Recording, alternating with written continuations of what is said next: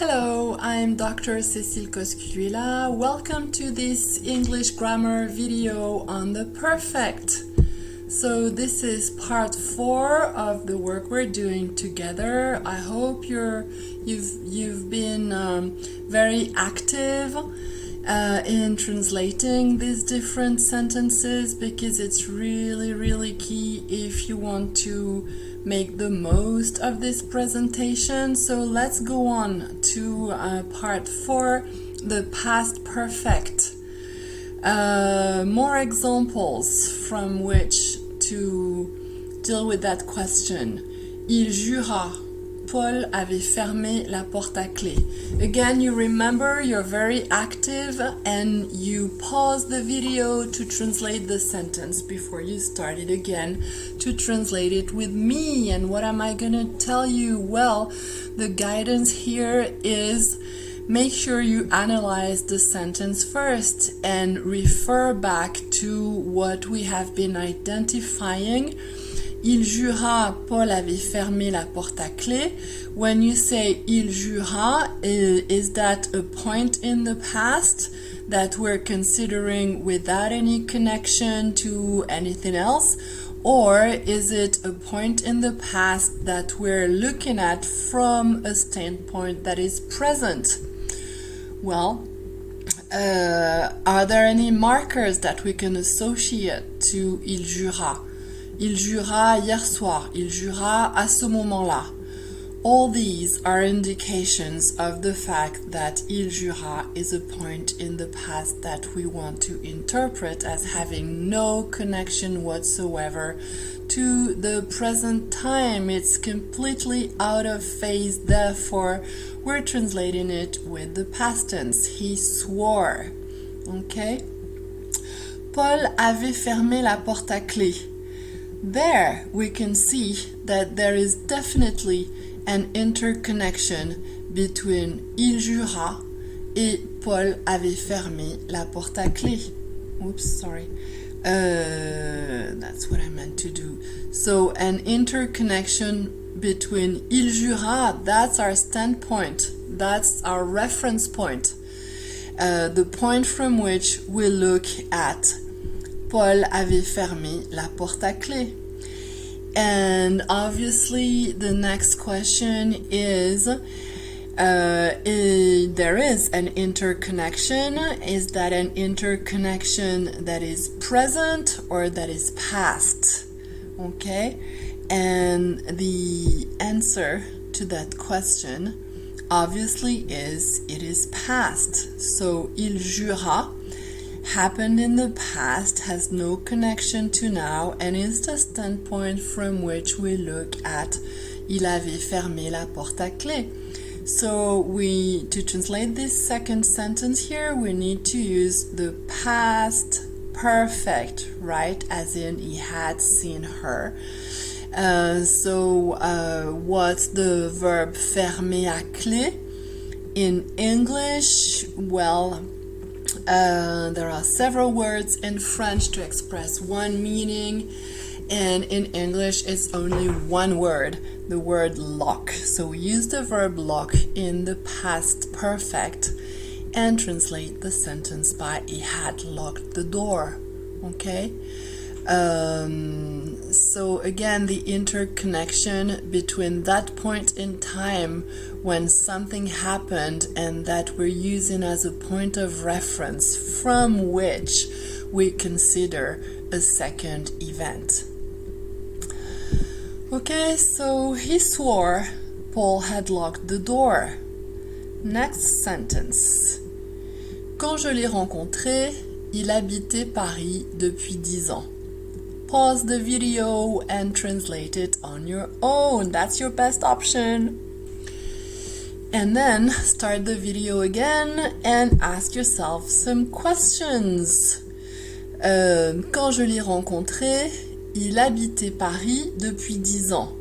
There's an obvious interconnection here between the meeting and the living. Now, is that connection in the present or in the past? That's the question we want to ask ourselves. And here, Quand je l'ai rencontré is a point in the past, and that point in the past is used as a reference point to refer back to a point that's even further back in the past. Therefore, il habitait is going to be translated with the past perfect. I forgot to write have plus ven here, but you all added it mentally. Therefore, this is the diagram that we want to use again. Je l'ai rencontré, quand je l'ai rencontré, when I met him, il habitait Paris depuis 10 ans. He had lived in Paris, or possibly had been living in Paris, either one with a different meaning, a slightly different meaning. But the main thing is you really need to use the past perfect here. And it's interesting to see that this past perfect is the translation of the imparfait in French, okay? So that brings us back to the translation point we were making earlier on. Do not translate word by word, because that works up to a certain point and basically it doesn't work. So, because it works and then it doesn't work, so that means it doesn't work all the time. It's not reliable. What's reliable is R1, O2, I3. Ask yourself what it means. Deverbalize the meaning. Use little diagrams to make sure what meaning is expressed. And then you can see very clearly that there is definitely an interconnection here and that the reference point is in the past. Therefore, the point that is connected to it needs to be in the past perfect. When I met him, we had lived in Paris for 10 years.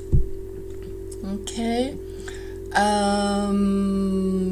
Right, so the translation process, it's getting clearer and clearer for most of you, is a triadic process, R1, O2, R3, in which we need to make sure that we understand the meaning before we can express it in the target language. Ils se connaissaient depuis 12 ans lorsqu'ils se sont mariés. Again, what does that sentence mean? This is R1. What's O2? Well, ils se connaissaient depuis 12 ans is something that started in the past and lasted for a period of time in the past when something else happened in the past. Okay? So it means that quand ils se sont mariés is a point in the past that we're going to express with the past tense. That's logical. And that we will be using as a reference point to create an interconnection with the second event that happened prior to the one that we use as a reference. Therefore, quand ils se sont mariés, yes, when they got married, we're going to be using the past tense here, and that means that the second event here is going to be expressed in the past perfect. Okay, so ils se connaissaient depuis 12 ans. I use the past perfect to translate that sentence, and therefore my translation is they had known each other for 12 years. I'm referring here to a length of time, a duration. And quand ils se sont mariés, that's this event here in the past. Therefore, the translation will be when they married or when they got married. So again, the same idea of interconnection that we have mentioned here when referring to the meaning of the past perfect.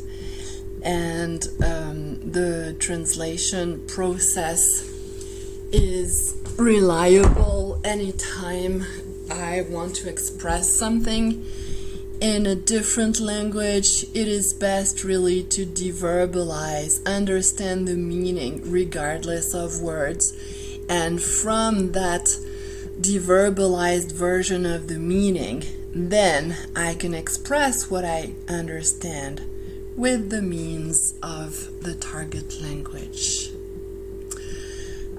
So they had known each other for 12 years when they got married, and again, same remark as the one we made earlier on. Ils se connaissaient. The tense is l'imparfait in French, and in English it has to be the past perfect for the logical reasons that we have put forth just before. Next sentence. Ce n'était pas la première fois que je le mettais en garde. So here we recognize première fois, which is a marker of the idea of interconnection. Except this interconnection here is expressed in the past. So when we see the interconnection, we know we need to use the perfect, and then it's going to be associated here with the past tense. Ce n'était pas la première fois. Therefore, the verb here, mettre en garde, which in English is going to be warn as soon as there is some idea of danger. So therefore, the verb here needs to be expressed in the past perfect. It was not the first time that I had warned him. Okay? Right, so the next question will be about the perfect and be plus ing. We will be dealing with that question in our, I'm switching here, in our next video. Thank you for your attention. See you in the next video. Keep on working. And